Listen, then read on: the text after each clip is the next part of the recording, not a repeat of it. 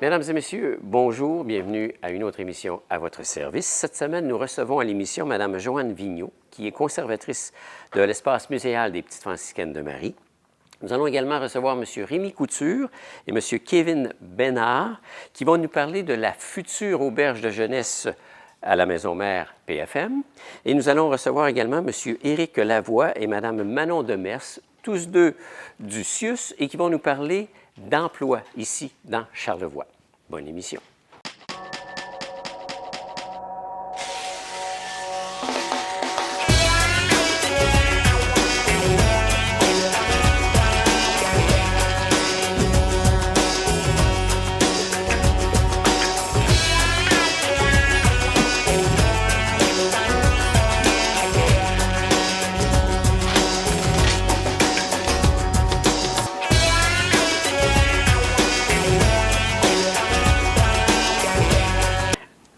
Joanne Vigneault, de l'Espace muséal, bonjour. Bonjour. Bienvenue à l'émission.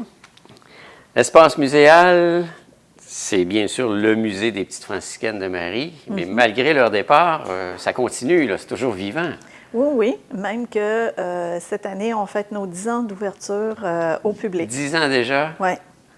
Alors, on vous prépare une nouvelle exposition pour ces 10 ans-là.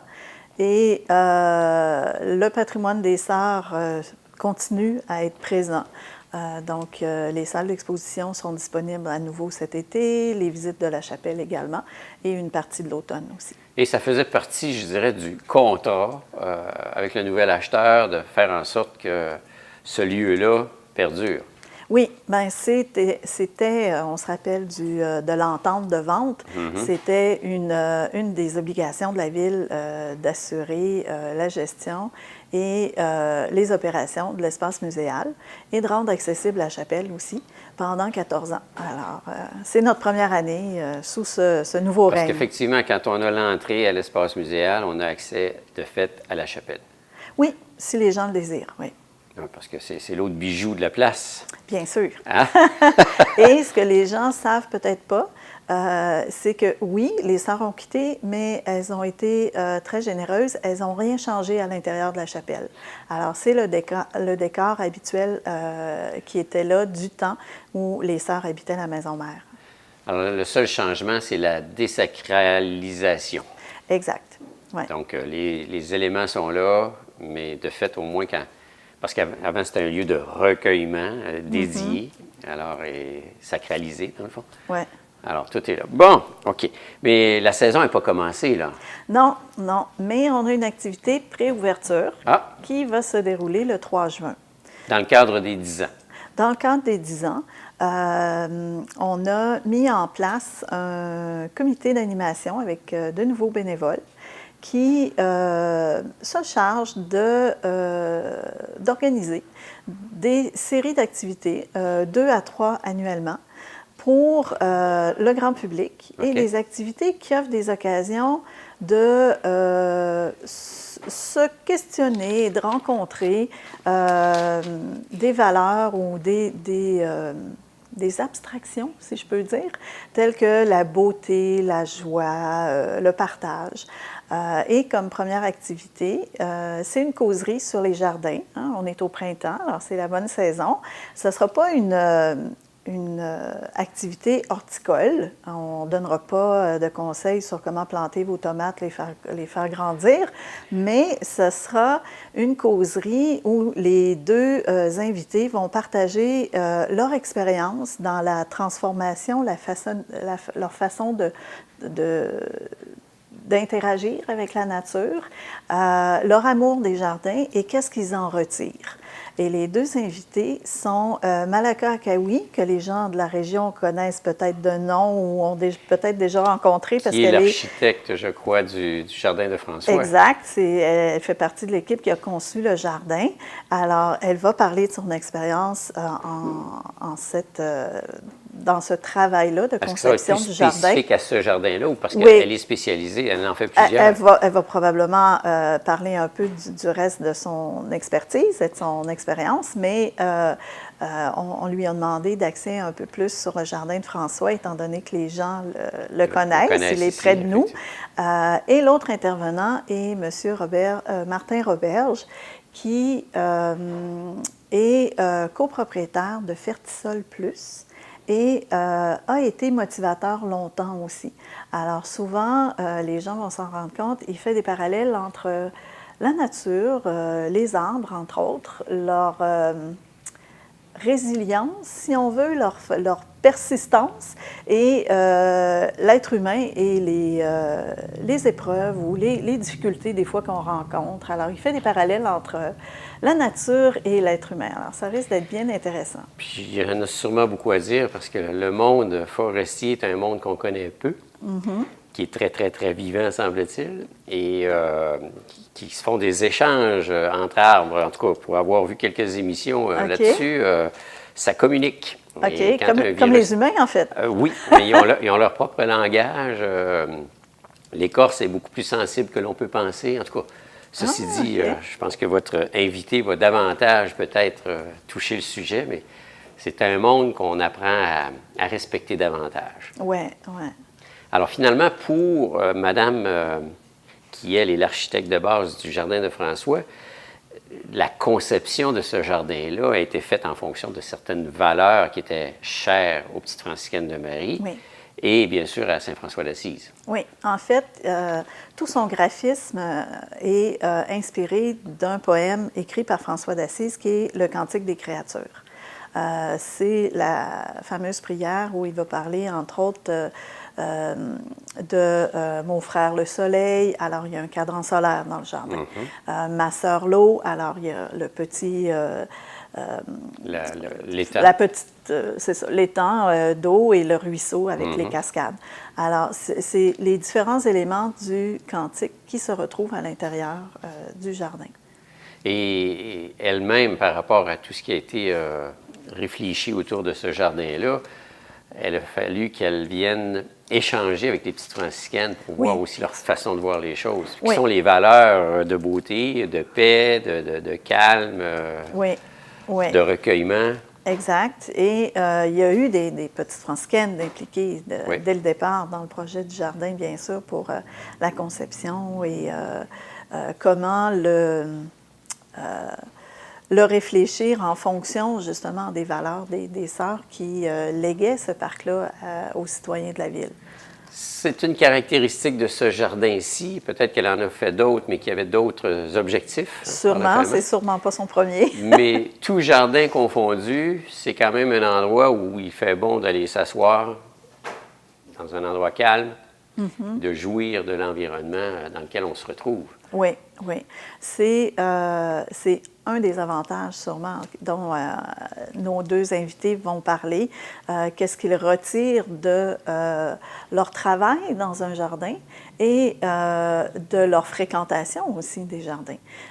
Parce que, puis un jardin, oui, ça peut être grand, mais ça peut être tout petit aussi. Ça peut être juste un petit coin de son balcon qu'on aménage, alors mais qui ajoute un rayon de soleil dans notre journée. Effectivement. On sort de chez soi, puis avec de la verdure, une petite ambiance. Oui. Une petite fraise ou une petite tomate qu'on peut détacher. Des odeurs. Oui. Voilà. Alors ça, c'est une première donc, activité, qui est une causerie, qui va avoir lieu quelle date? Le 3 juin, c'est à la grande salle de la Maison Mère. Et le coût d'entrée, c'est nos 10 ans. Alors, on demande 10 $ par personne. Les 16 ans et moins, c'est gratuit. Bon. Alors, et ça, ça tombe quel jour, ça? C'est un samedi. Un samedi? Un samedi alors, les gens sont après-midi disponibles à 14 h. À 14 h. Parfait. Outre la causerie, il y a d'autres activités que vous avez travaillées, là. Oui, il y a d'autres activités qui vont être présentées.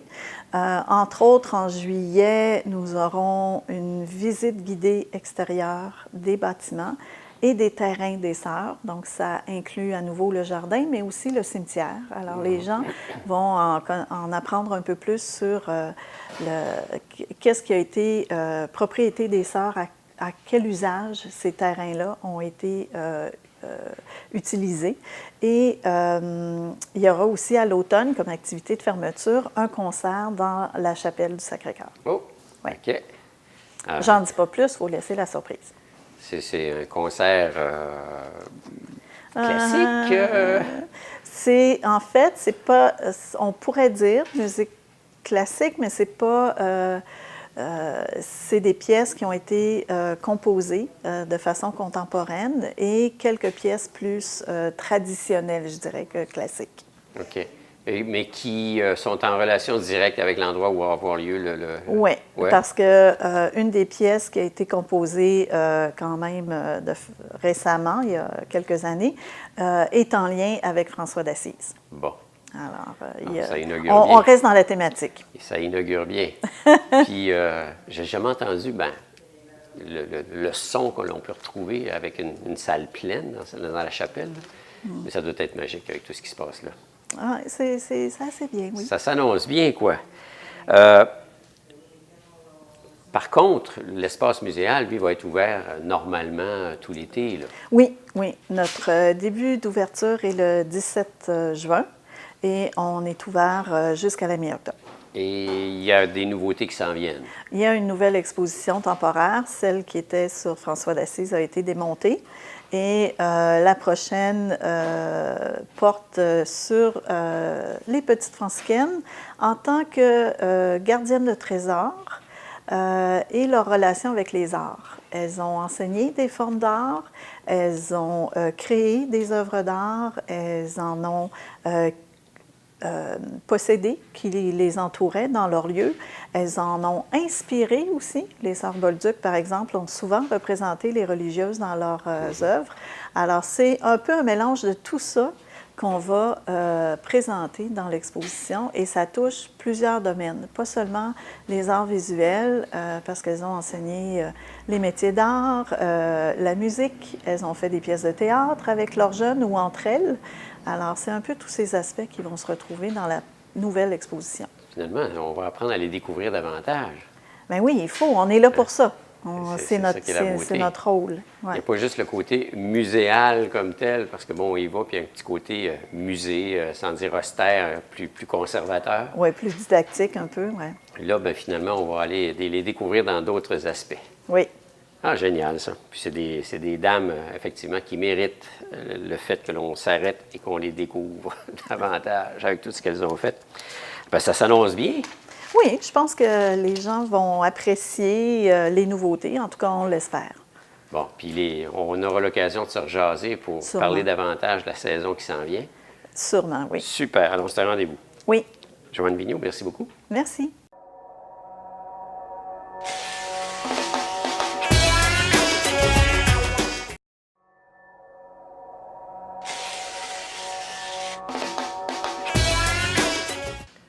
Alors, M. Rémi Couture et M. Kevin Bénard, bonjour. Bonjour. Bienvenue. Aujourd'hui, Rémi, on te reçoit, mais avec un autre chapeau. Ouais. On est habitué de t'entendre dans ta vie passée avec la Fondation, mais là, aujourd'hui, on parle d'une nouvelle auberge de jeunesse qui s'en vient ici, à Baie-Saint-Paul. Oui. Mais qui n'est pas si nouvelle que ça. C'est comme une continuité ou, en tout cas, une adaptation, je dirais. Oh. Une adaptation, oui. On pourrait dire une évolution, une seconde vie, on peut le dire de différentes façons. Tout le monde a connu l'auberge de jeunesse et Balcons Verts qui ont opéré de 1974 à 2014, donc 40 ans d'aubergerie jeunesse, disons ça comme ça. Fermée en 2014, la corporation qui opérait l'auberge de Balcons Verts s'appelle Service d'hébergement jeunesse Bonhomme Incorporé. Alors, cette corporation-là sert présentement à un projet d'auberge de jeunesse là, à Baie-Saint-Paul. L'entité demeure. L'entité demeure, oui. Mais les anciens emplacements ou les anciens locaux, eux autres, vont comme disparaître. Ils vont comme disparaître. Bien, ils ne disparaîtront pas, en fait. Ils vont changer de vocation. Ça va dépendre de l'acheteur, de l'acquéreur. Le terrain est en vente jusqu'au 2 juin. C'est un appel d'offres publiques. Alors, les gens intéressés pourront communiquer avec nous. Il y a les coordonnées dans le journal Le Charlevoisien aussi. Mais jusqu'au 2 juin, ce qui nous permet, dans le fond, de savoir avoir une date sur une vente. Là. Alors, l'idée... La mission, dans le fond, de Hébergement Jeunesse Bonhomme était de partir une auberge de jeunesse, ce qu'il a fait, ce que la corporation a fait pendant toutes ces années. Maintenant, avec les limites du terrain, les limites de la localisation, de la géographie du terrain, ça n'a jamais été bien plus que 16 ou 17 semaines par année, finalement. Donc, c'était très saisonnier, là. Oui. Alors que là, le projet qu'on a actuellement, je dirais à quelque part, peut-être, s'approche encore plus de la mission que l'organisme s'est donnée au départ, c'est-à-dire une auberge de jeunesse à l'année. OK. Alors là, l'auberge de jeunesse qui s'en vient, ça va être ouvert 365 jours, 7 jours sur 7. Donc, on multiplie, je dirais, par 3 facilement la durée, les possibilités de séjour, là. Donc, c'est un autre projet. Mais le balcon vert, l'esprit du balcon vert va comme se perpétuer à travers le projet du centre-ville. Puis en même temps, bien, pour l'organisation, c'est une mise de fonds. Vendre le terrain du balcon vert pour le réinvestir dans le centre-ville, c'est la mise de fonds qui est normale de mettre là, dans un Oui, parce que là, projet on comme change ça. de place, donc il faut s'installer, se réorganiser. Tout à fait, oui. Hein? Puis la place en question, c'est à la Maison Mère PFM des Petites Franciscaines de Marie. Tout à fait raison de dire ça. Quel endroit génial! Des chambres, il y en a plein là-dedans. C'est pas les chambres qui manquent, assurément. Kevin, toi, tu t'occupes de tout ce qui s'appelle l'accueil, communication. Oui, tout ce qui est communication, commercialisation également du produit qu'on va avoir de notre service d'hébergement, tant au niveau pour l'hébergement jeunesse, puis également alternatif, donc un hébergement de plus longue Il y a durée. comme 2 volets. Exact.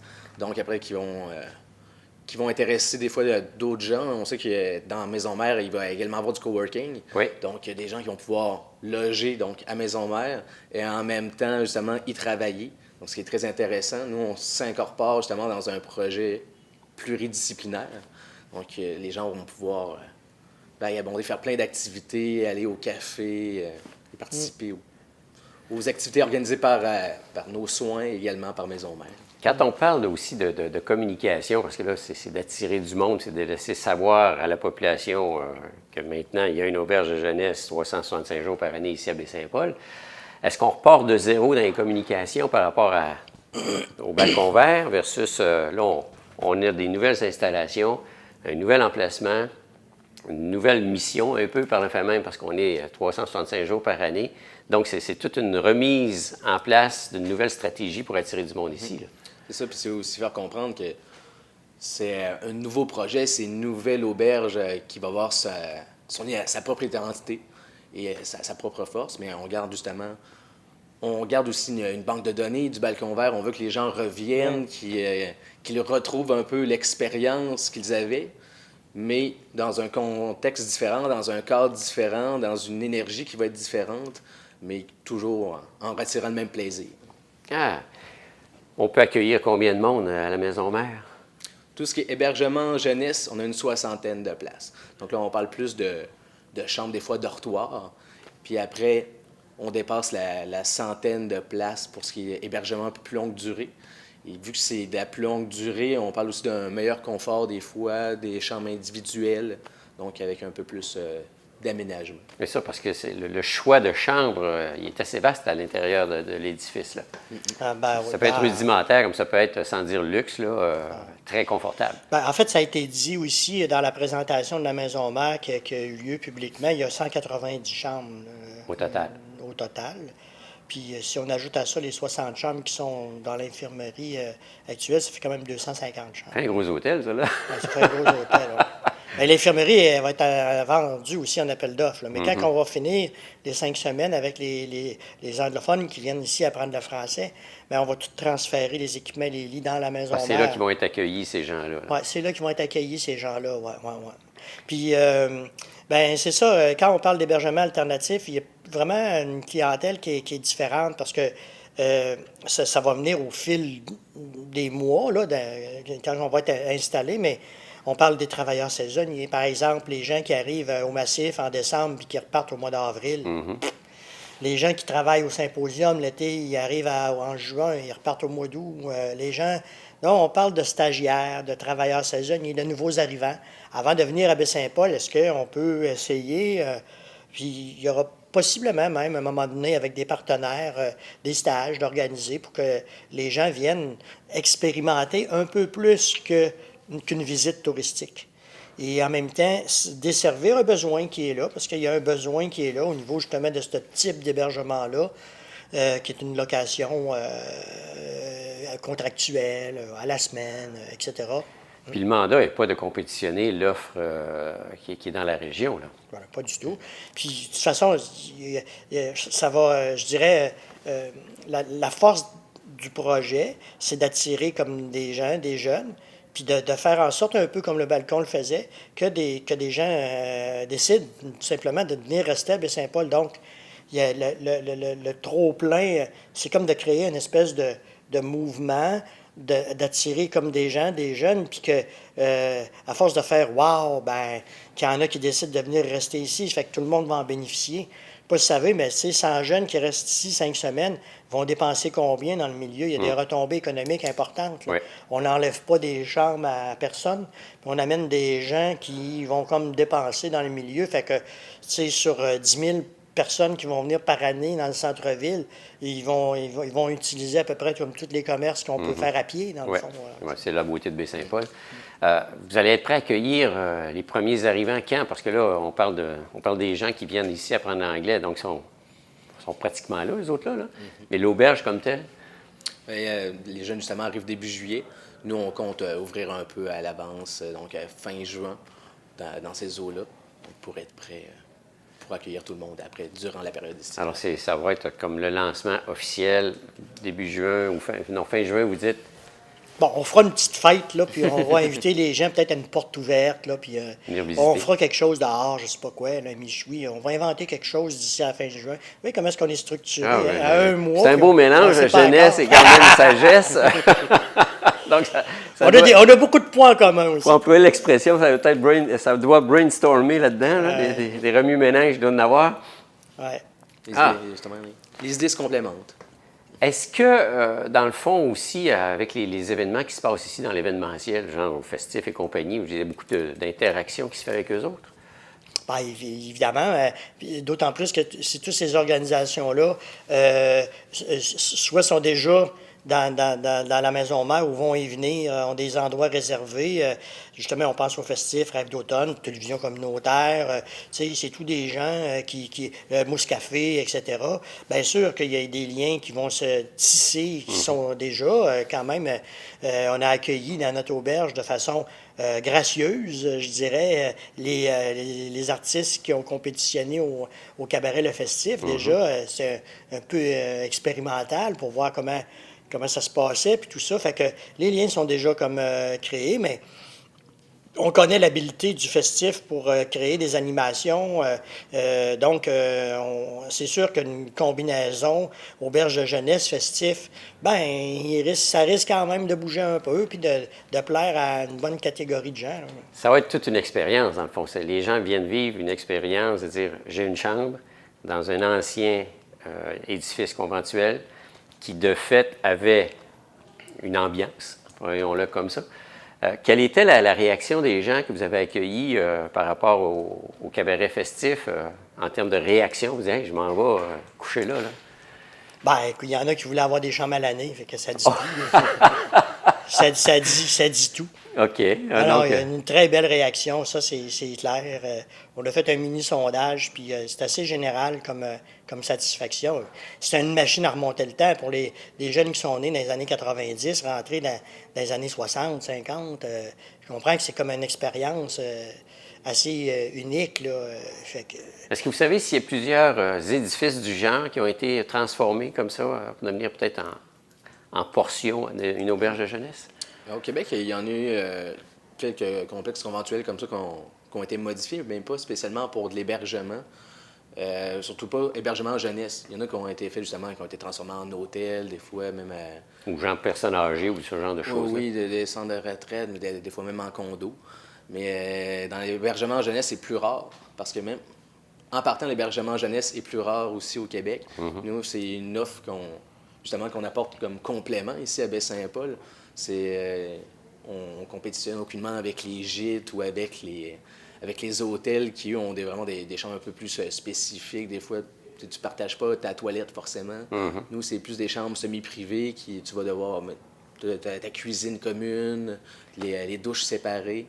Donc, c'est vraiment une offre complémentaire qui est en évolution, si je puis dire, ici au Québec. C'est très populaire en Europe, ça commence à devenir plus populaire aussi aux États-Unis.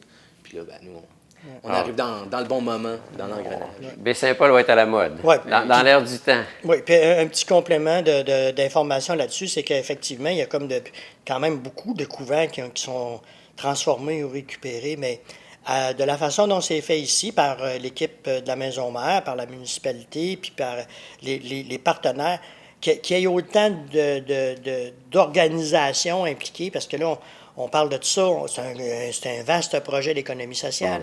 Il y a des partenaires privés, vous le savez, on parle des plaisirs du chef, de chacun son pain, on parle du Mousse-Café, on a le cégep qui est là à l'intérieur, il y a éventuellement d'autres partenaires aussi, Rêve d'automne, etc., la TV. Donc, qu'un bâtiment soit transformé pour de l'hébergement, ça se voit ailleurs au Québec, sans nécessairement que ça soit de l'hébergement jeunesse, mais qu'un bâtiment comme ça soit récupéré par la communauté pour en faire un vaste chantier d'économie sociale, ça, il y a un côté unique là-dedans. Je pense que les gens qui travaillent sur le projet ont fait des démarches, sont allés voir des exemples un peu partout au Québec, puis c'est assez unique, là, qu'est-ce qui se passe.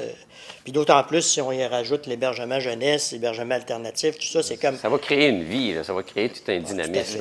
Oui. Génial. Puis on travaille tous ensemble aussi, c'est ça qui est intéressant. Il y a déjà des comités qui ont été mis sur pied, justement, entre autres, on parlait tout à l'heure d'activités. Il y a un comité d'animation qui s'est créé aussi, qui inclut tous les différents partenaires. Il y a du monde du Mousse-Café, nous de l'hébergement, du festif, pour que, justement, tout se complémente, puis qu'on ne se serre pas dans les pieds à faire un événement d'un côté, un événement de l'autre, on rassemble tout. Autant réunir les forces, puis en faire un événement, mais avec toutes les compétences qui s'y retrouvent autour. C'est ça, c'est ça. Puis la beauté de la chose aussi, c'est qu'il faut comme souligner quand même puis remercier, j'irais jusqu'à dire l'admirable collaboration de la ville, hein, parce que et des franciscaines. Il y a des franciscaines c'est un héritage. Fait que ça, c'est merci, mille merci. Puis la ville, dans le fond, qui vient un peu solidifier, sécuriser tout ça en prenant sous son aile l'ensemble du bâtiment. Fait que c'est pas désincarné. C'est un projet collectif qui inclut tous les partenaires qu'on a mentionnés, plus la ville et les franciscaines qui, même s'ils sont partis, continuent à collaborer. Puis, donc, c'est vraiment, moi, je suis en admiration devant l'ensemble de l'œuvre. C'est un dossier que je dirais à suivre, quoi. Oui. Hey, messieurs, merci beaucoup. Bonne chance avec l'auberge. Et on va sûrement se revoir parce que c'est une petite place, puis on est tous au même endroit. Puis vous en venez là, dans ce projet-là aussi. Fait qu'on va, va changer d'étage, puis on va se visiter. Alors, c'est la future auberge de jeunesse à la Maison Mère PFM. C'est là que ça se passe. Oui. Bien, bonne chance et merci. Merci beaucoup.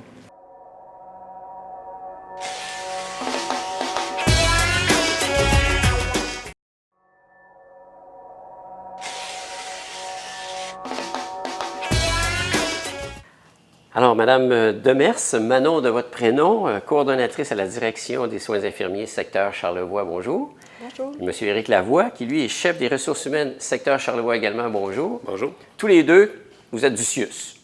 C'est bien ça. Et le CIUS, c'est une grosse opération, mais on est chanceux ici, dans Charlevoix. Là, il y a un nouvel hôpital qui s'en vient à Baie-Saint-Paul. Et vous vivez quand même une particularité, vous êtes à la recherche de personnel. Effectivement, c'est sûr que à court terme, pour combler nos besoins estivaux qui nous restent à finaliser, on recherche notamment des personnes dans plusieurs types d'emplois, préposés aux bénéficiaires, infirmières auxiliaires, des agentes administratives, tous les types de professionnels pratiquement, travailleurs sociaux, éducateurs spécialisés. des préposés à l'entretien ménager aussi, des préposés aux services alimentaires. Généralement, et même, je vous dirais, à moyen long terme, sur nos perspectives d'emploi, là, sur peut-être 3 à 5 ans, on est capable de dire qu'il va y avoir beaucoup de départs encore à la retraite. C'est quand même des titres d'emploi sur lesquels on a quand même un roulement là, à longueur d'année. Le roulement est dû principalement aux gens qui prennent leur retraite? Bien, c'est sûr qu'il y a quand même un roulement dû aux personnes qui partent à la retraite. Il y a quand même des départs là, naturels. Il y a quand même des gens aussi qui, pour des raisons personnelles, qui vont déménager, autant comme il y en a qui arrivent aussi. Mais on est capable, là, avec les prévisions de départ à la retraite, de savoir, exemple, que l'année prochaine, on devra embaucher 25 préposés aux bénéficiaires si on veut être en mesure de combler nos besoins. Alors finalement, avec les métiers que vous avez mentionnés tantôt, c'est tout ce qu'on retrouve à l'intérieur d'un hôpital, là. Effectivement, c'est sûr, je n'ai pas tout mentionné. Il y a quand même des besoins de recrutement qui peuvent arriver de façon ponctuelle. Exemple, un physiothérapeute qui tomberait en congé de maternité ou quelque chose comme ça. Ça, c'est des remplacements qui pourraient arriver de façon plus ponctuelle. Par contre, où on a un volume de personnes dans un titre d'emploi, il y a un besoin constant. On parle surtout des infirmières auxiliaires, des préposés aux bénéficiaires, à laquelle on peut dire qu'on doit minimalement embaucher là, 20 à 25 personnes là, par année. Parce que parlons-en des infirmières et des infirmiers. Je pense qu'il y a quoi? Il y a une pénurie un petit peu de ce personnel-là. Ou est-ce que les écoles en forment assez aujourd'hui pour combler l'ensemble des postes? Non, c'est certain qu'on dans la région, ici, on a la formation, ceux qui sortent de notre formation dans Charlevoix, il n'y en a pas assez pour combler nos besoins dans Charlevoix. Ça, Okay. c'est clair. On embauche des gens de partout. Ils ont une job assurée pratiquement, là. Oui. Oui. Puis infirmières auxiliaires aussi, les besoins sont grands et préposés sont très grands aussi, là. Ce qu'on fait principalement au niveau des infirmières, ce qui sort dans la région ne compte pas du tout les besoins de la région. Donc, on est obligé de se tourner aussi vers l'extérieur. Oui, tout à Mais fait. est-ce que c'est le propre un peu des régions qui vivent une sorte de migration négative? Je dis, ben, les régions se dépeuplent, la ville est attirante. Mais là, le défi, c'est d'aller chercher les gens de la ville pour qu'ils reviennent dans la région, là. C'est sûr qu'il y a différents profils de personnes. Hein. Bon, autant il y a des jeunes qui veulent rester dans la région, autant il y a des jeunes qui vont aller à Québec et qui vont revenir. Il y a des gens aussi qui sont peut-être plus en fin de carrière, qui recherchent plus une tranquillité, ce que la région de Charlevoix est capable d'offrir. Donc, c'est quand même assez varié. Grosso modo, comme Manon l'expliquait, une des problématiques qu'on a, c'est que le bassin ne suffit pas. Puis c'est le problème de la plupart des régions.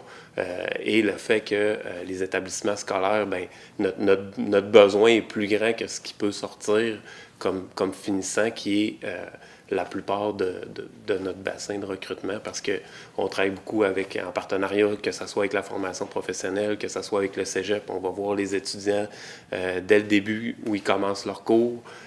Les étudiants font des stages dans nos milieux, donc on essaye de garder un lien tout le long de leur cheminement.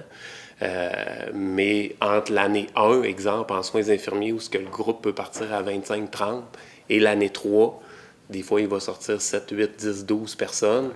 Ben, s'il y en a 4 ou 5, donc grosso modo, on se ramasse avec à peu près une dizaine de personnes, une dizaine de finissants à peu près en soins infirmiers chaque année, alors que notre besoin réel est plus de 20 à 25 infirmières présentement. Puis ça a été ça dans les dernières années, c'est encore ça pour le moment. De là, la surcharge auprès des infirmières actuelles, il faut qu'ils travaillent avec des heures supplémentaires, là, si je comprends bien, parce qu'il manque de personnel. Bien, c'est sûr qu'on travaille fort sur le recrutement. Par contre, il y a d'autres actions qui sont mises en place parce que, oui, des fois, on le sait, on aurait 3, 4, 5 personnes de plus à l'heure où on se parle, puis oui, ça diminuerait beaucoup la pression au niveau des heures supplémentaires. Par contre, on travaille fort sur l'organisation de travail, les conditions de travail, les horaires, les réaménagements d'horaires, pour essayer des projets pilotes, pour essayer de travailler avec ce qu'on a et d'être en mesure d'offrir les services. Là, le CIUS, il ne faut pas se le cacher, c'est un des gros employeurs de la région. La beauté, c'est des emplois à temps plein. Donc ici, ce qui se vit très souvent par rapport à l'aspect touristique, je dis, c'est des emplois temporaires ou saisonniers. Alors, pour quelqu'un qui vient de l'extérieur et qui veut venir jouir des avantages que peut offrir Charlevoix, c'est un travail à temps plein, mais j'imagine qu'il y a toute une stratégie pour aller chercher là, ces gens-là à l'extérieur. Dans certains types d'emplois, on va donner des postes à temps plein permanents. On parle des infirmières. Au niveau des infirmières auxiliaires, ça va être des postes permanents à temps partiel. Présentement, dans les autres types d'emplois, souvent, les gens devront rentrer sur une liste de rappel. Par contre, comme en période estivale présentement, on va offrir des garanties d'emploi à temps complet, tout dépendant des périodes, des besoins. Souvent, on va recruter, si on parle d'un professionnel, on va le recruter parce qu'on a un remplacement de congé de maternité d'1 an ou quelque chose comme ça. Donc, on recrute pas pour se faire des banques de candidatures. On recrute quand il y a un besoin réel, quand on est capable d'offrir à la personne et de garantir un travail qu'elle va travailler là, à temps complet, puis d'être capable de, justement, si ça implique un déménagement ou quoi que ce soit. Surtout si tu viens de l'extérieur, ça implique beaucoup de choses. C'est ça. On est beaucoup sensible à ça. On est conscient que les gens doivent déménager. On veut offrir les meilleures conditions de travail possibles. Quand on a du travail à temps partiel, on peut même regarder aussi, avec d'autres employeurs. Maintenant, avec le CIUS, on peut regarder. Il y a des gens, des fois, qui vont venir de Québec. Donc, on peut combler avec une portion à Québec. Il y a beaucoup de choses maintenant qu'on peut faire. Le CIUS nous a ouvert des portes à ce niveau-là. Du point de vue infirmier et infirmière, de plus en plus, les gens veulent se spécialiser à l'intérieur de ça. Il y en a qui vont travailler, je ne sais pas moi, aux urgences. Il y en a d'autres qui vont travailler en obstétrique. Il y en a d'autres, ça va être le CHSLD. C'est-tu des profils de personnes différents pour chacun de ces emplois-là? Oui, bien, chaque secteur, comme vous dites, il y a des regroupements de secteurs qui se fait naturellement. Quand on parle des secteurs plus hospitaliers, bien, souvent, les gens, ils sont appelés à aller travailler, mettons, à l'urgence, au bloc opératoire ou à l'urgence dans les unités de courte durée. C'est des choses qui vont chercher à peu près les mêmes profils de personnes. Puis, quand on parle des personnes âgées, bien, le soutien à domicile, les CHSLD, c'est un autre profil que les gens peuvent... C'est quoi les profils, juste pour le fun? Là? Je m'en vais à l'urgence, moi, on va chercher quel genre de personne? Bien, quelqu'un qui travaille à l'urgence, c'est quelqu'un qui doit être calme. Oui, mais capable de réagir vite, capable de prendre un stress, parce qu'une urgence, c'est pas une porte fermée, hein, c'est une porte ouverte, donc tu peux avoir 2, 3, 4, 5, 6 clients, puis il s'en rajoute un 7e, on aime 8e, l'action, un 9e. Il faut aimer l'action. Il faut aimer le challenge, puis le travail en équipe aussi. En CHSLD, bien, c'est plus des gens qui sont un profil où la relation d'aide est importante. On établit un contact, on établit des contacts, on prend le temps. C'est des relations à long terme. En soutien à domicile au CHSLD, c'est des relations à long terme. Tandis que quand on est en courte durée, bien, c'est plus des épisodes de soins courts où la relation d'aide est importante, mais c'est pas la même chose qu'en longue durée. Alors, finalement, il y en a pour tous les goûts. Oui, puis dans Charlevoix, on a des différences du CIUS aussi. Oui. Qu'on n'a pas, ces services-là, on ne les retrouve pas ailleurs dans le CIUS, donc ça l'amène... Pas ailleurs, un instant. Ici, il y a 2 hôpitaux, mais à Québec, il y a plein d'hôpitaux. Pas dans le CIUS. C'est pas dans le CIUS? Non, c'est pas dans le CIUS. OK. Le CIUS, bon, on va le définir. Géographiquement, c'est quoi, là? Géographiquement, c'est de Portneuf à Charlevoix. OK. Dans le Québec métro, tous les hôpitaux que vous connaissez, comme les hôpitaux de courte durée, ne sont pas dans le CIUS. Ah, bon.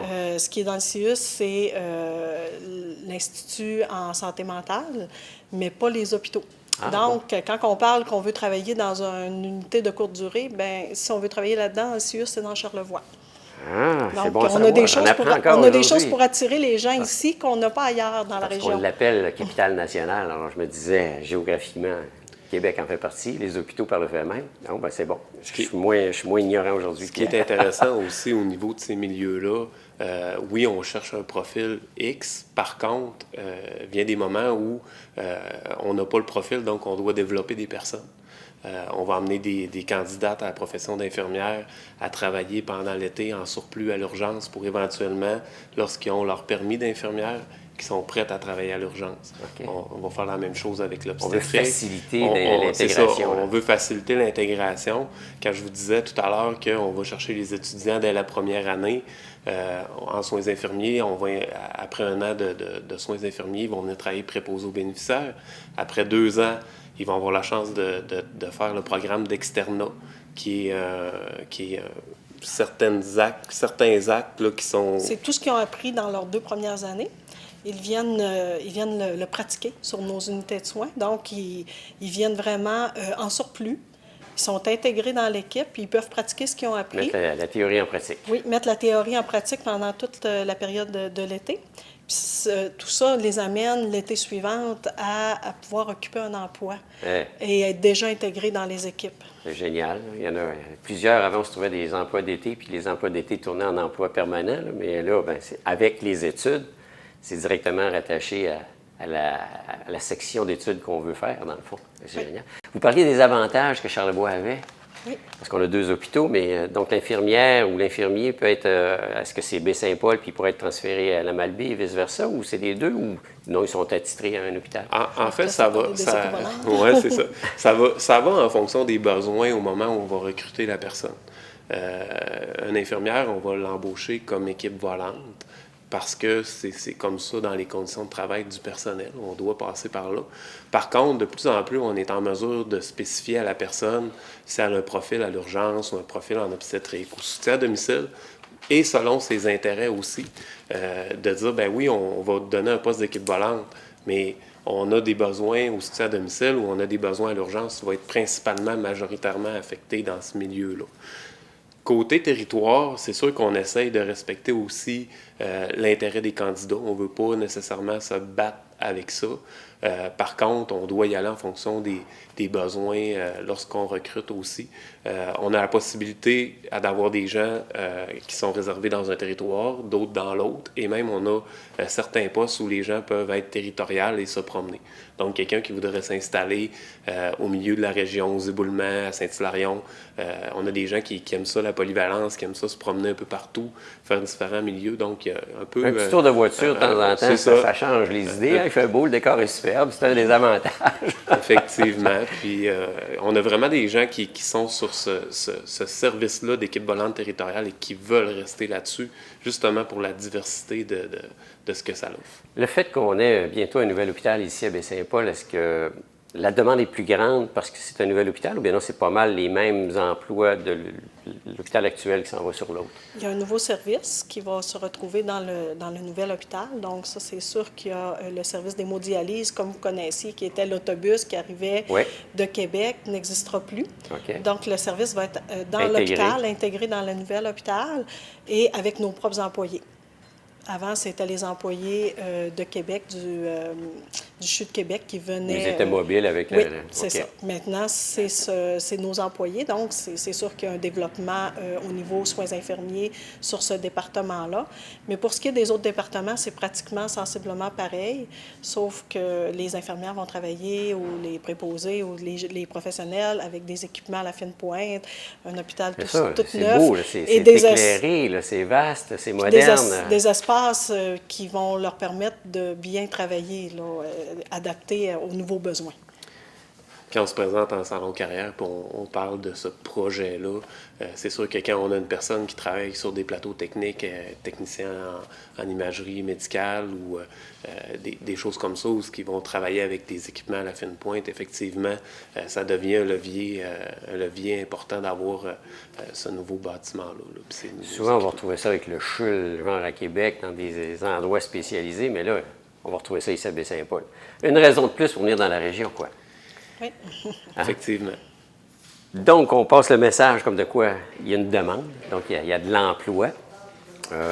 Puis, si on veut avoir de l'information plus pointue, on fait quoi? On vous contacte au CIUS? Comment ça fonctionne? C'est gros le CIUS, on ne sait pas trop comment contacter. Vous pouvez nous contacter directement aux ressources humaines à Baie-Saint-Paul.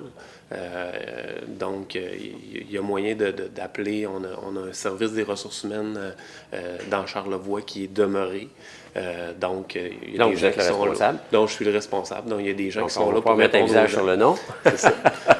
Sinon, il y a toujours ciuscn.ca, la section emploi.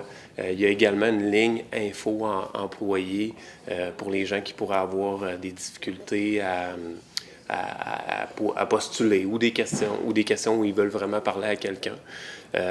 Puis nous, c'est sûr que dépendamment des candidats, une fois que les gens nous ont appelés à l'interne, si exemple, parce qu'on reçoit des demandes, une infirmière française pour dire quelque chose qui veut venir s'établir dans Charlevoix.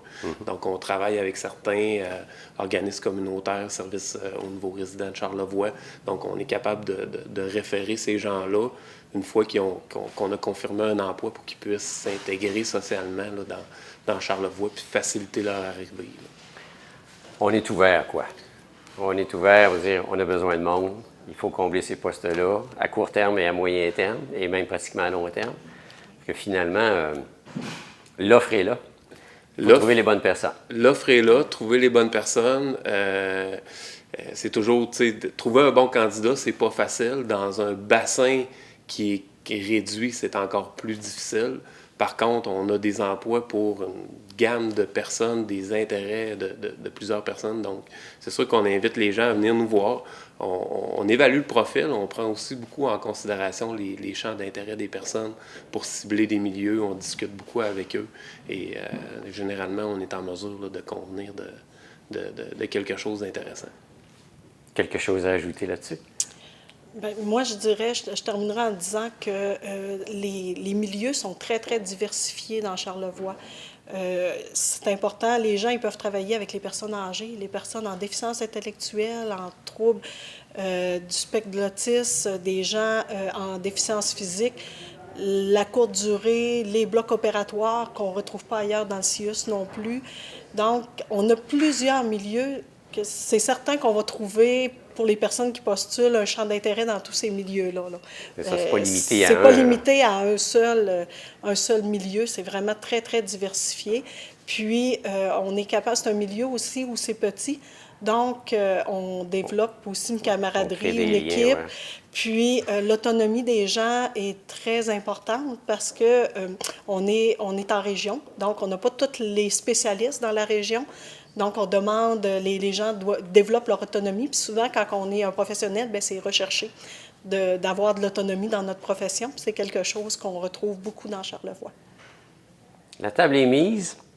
Monsieur Lavoie, Madame Demers, merci beaucoup et bonne chance. Merci. Gênez-vous pas pour venir nous revoir si jamais il y a d'autres besoins ou quoi que ce soit. Là, on est plus spécialisé sur des affaires ou des demandes. Ça nous fera plaisir de vous recevoir. Parfait, merci Parfait, beaucoup. merci beaucoup. Merci.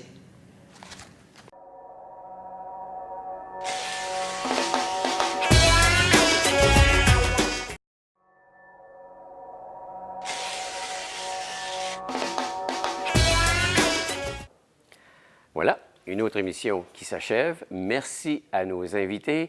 Comme vous avez pu voir, on est passé du culturel à de l'hébergement et à des emplois. Alors, pourquoi pas?